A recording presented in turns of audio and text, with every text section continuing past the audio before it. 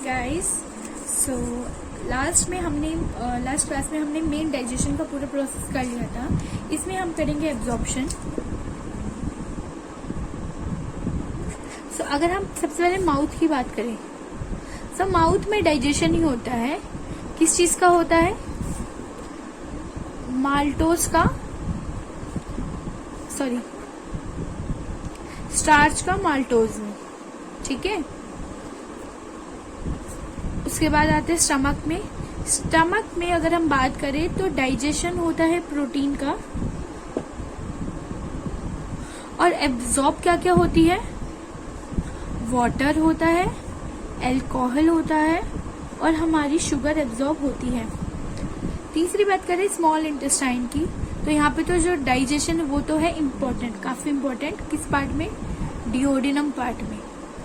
और एब्जॉर्प्शन कहा? जेजुनम, इसका लास्ट के दो पार्ट जेजुनम और इलियम पार्ट में, ठीक है। यहाँ पे डाइजेशन कंप्लीट हो जाती है। अब अगर हम एब्जॉर्प्शन की मेन बात करें, सो एब्जॉर्प्शन का क्या प्रोसेस है? एब्जॉर्प्शन में क्या होगा? देखिए, ये स्मॉल इंटेस्टाइन है, ये इसकी अंदर लेयर है म्यूकोसा, और यहाँ पे कौन सी होती है? सब म्यूकोसा।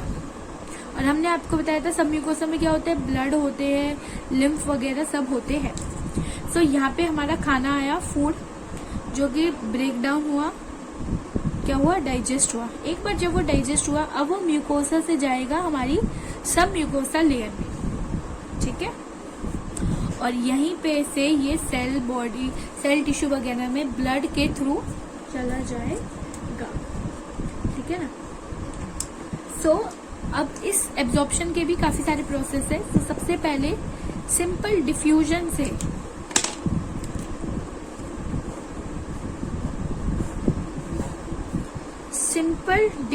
से, या पैसिव प्रोसेस से कौन कौन सी चीजें ऐसी है जो एब्जॉर्ब होती है? कुछ अमाउंट में ग्लूकोज, कुछ अमाउंट में अमाइनो एसिड, और कुछ वाटर तो होता ही है, बेसिकली पैसिवली होता है ऑस्मोसिस के थ्रू, और इलेक्ट्रोलाइट। कौन सा इलेक्ट्रोलाइट? Cl नेगेटिव, ठीक है। ये होते हैं सिंपल डिफ्यूजन। अब आती है फैसिलिटेटेड डिफ्यूजन। फैसिलिटेटेड डिफ्यूजन क्या होती है कि इसमें एनर्जी तो हमें प्रोवाइड नहीं होती, पर एक कैरियर प्रोवाइड होता है जो खाने को ट्रांसपोर्ट कर सके। तो इसमें कैरियर प्रोटीन से कौन कौन सा होता है? मेनली ग्लूकोज होता है और फ्रुक्टोज। फ्रुक्टोज मेन है, एफ से फैसिलिटेटेड, एफ से फ्रुक्टोज। तीसरा आता है एक्टिव ट्रांसपोर्ट। क्या आता है तीसरा? Active transport. एक्टिव ट्रांसपोर्ट में हमारा जो होता है, इसमें विद हेल्प ऑफ एनर्जी की हेल्प से ग्लूकोज भी होता है, अमाइनो एसिड भी होता है, और इलेक्ट्रोलाइट होता है Na पॉजिटिव, ठीक है। और वाटर किससे होता है हम आपको बता चुके हैं, ऑस्मोसिस से पैसिवली।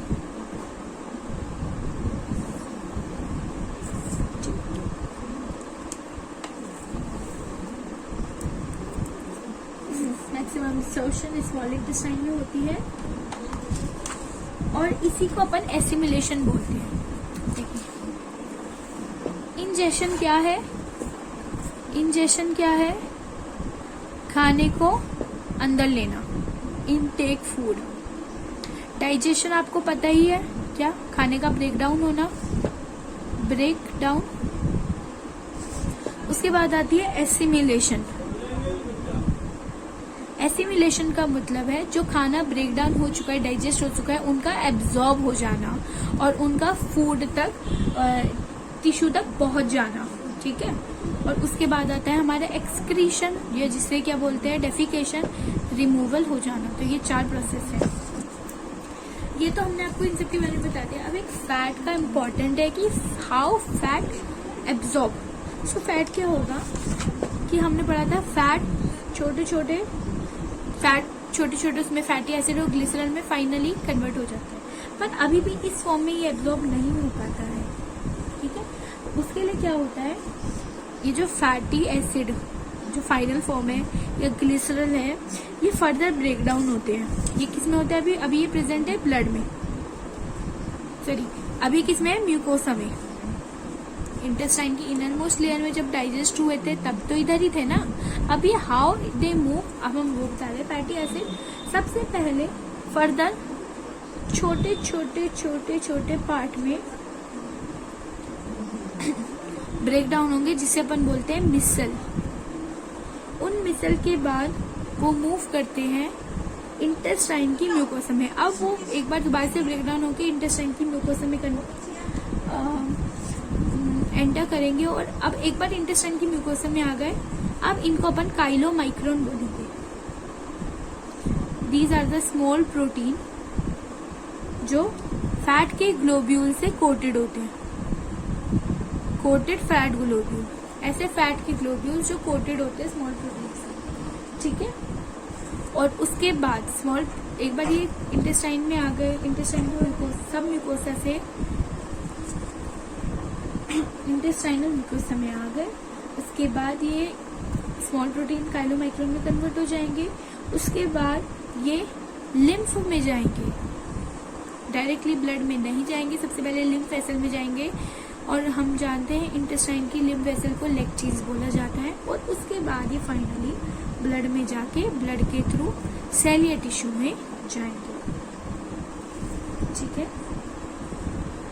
तो ये था हमारे फैट के बारे में। अब एक और चीज है कि जो एक्सक्रीशन है हमारी बॉडी से रिमूवल हो रहा है, ये जो एक्सक्रीशन प्रोसेस है, ये कैसे प्रोसेस है, वॉलंटरी प्रोसेस है। वॉलंटरी माने हम अपनी इच्छा से कर रहे हैं, ठीक है, हमारी बिना इच्छा के नहीं हो रहा। और कैसे प्रोसेस है, मास पेरिस्टालिसिस। पेरिस्टालिसिस का तो मतलब हमें पता ही है कि ये वेवी कॉन्ट्रैक्शन से हो रहा है और मास में हो रहा है, ये काफी सारी अमाउंट में हो रहा है, ठीक है। तो ये था हमारा एब्जॉर्प्शन के बारे में। अब हम पढ़ेंगे डिसऑर्डर्स हमारे क्या क्या होती है। सो गाइज अब हम बात करते हैं डिसऑर्डर्स के बारे में। डिसऑर्डर तो ये किस किस की वजह से होती है, बैक्टीरिया की वजह से होती है, वायरस की वजह से होती है, और कुछ पैरासाइट।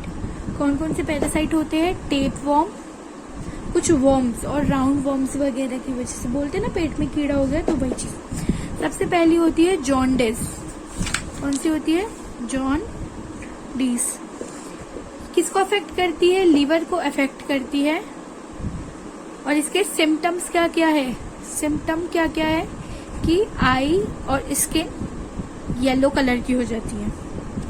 और क्या कॉज क्या होता है इसका, कॉज ये होता है कि हमारे लिवर में डिपॉजिट हो जाती है, डिपॉजिट ऑफ बाइल पिगमेंट। हमारे जो बाइल में बाइल पिगमेंट प्रेजेंट होते हैं वो एक्सेस अमाउंट में डिपॉजिट हो जाते हैं लिवर में, ठीक है, जिस वजह से जॉन्डिस होता है। दूसरा आती है हमारी वॉमिटिंग। वॉमिटिंग का मतलब है एंटी पेरिस्टालिसिस। पेरिस्टालिसिस का मतलब है माउथ से नीचे जाना, एंटी पेरिस्टालिसिस का मतलब है स्टमक से ऊपर की तरफ आना। इसमें सलाइवरी सिक्रीशन इंक्रीज हो जाती है। जब भी वॉमिट आएगी तो आप नोटिस करना कि उसमें सलाइवरी सिक्रीशन बढ़ जाती है। और नॉर्मल कंडीशन में स्टमक जे शेप होता है, पर जब भी वॉमिटिंग हो जाएगी उसके बाद ये स्टमक की शेप कैसी हो जाएगी, फ्लैक्सिड हो जाएगी, ठीक है, थोड़ी पिचकी हुई हो जाएगी। और इसका कंट्रोल सेंटर कहाँ होता है, हमारा प्रेजेंट होता है इन मेड्यूला में। कहाँ पे होता है, मेड्यूला, ब्रेन का एक पार्ट है मेड्यूला, उसमें प्रेजेंट होता है। तीसरा आता है डायरिया। अब ये डायरिया क्या है, डायरिया का मतलब है लूज मोशन, ठीक है ना। तो लूज मोशन में क्या होता है, लिक्विडिटी बढ़ जाएगी, मतलब फूड का एब्जॉर्प्शन कम हो जाएगा। और वो किस वजह से होता है कि जो हमारे बाइल मूवमेंट है हमारे खाने की, खाना खा ली बाबू, उसकी एबनॉर्मल फ्रीक्वेंसी, बाइल मूवमेंट की एबनॉर्मल फ्रीक्वेंसी। उसके बाद आता है हमारा कॉन्स्टिपेशन। ये इसका ऑपोजिट है, इसमें लिक्विड, इसमें लूज मोशन आते रहते हैं और इसमें बिल्कुल भी फीसेस नहीं आती है, और ये किस वजह से होता है? ये होता है बाउल मूवमेंट की एबनॉर्मल फ्रिक्वेंसी की वजह से। और ये होता है कि जो हमारा बाउल का मूवमेंट है वो कैसा हो रहा है? इरेगुलरली हो रहा है, इरेगुलर फॉर्म में हो रहा है। और लास्ट आती है हमारी इनडाइजेशन। डाइजेस्ट नहीं हो रहा है कुछ भी खाना, या हमें कॉज ऑफ फुलनेस, जो भी खा रहे हैं ऐसा लग रहा है बस पेट भर गया, वो किस वजह से हो रहा है? क्योंकि हम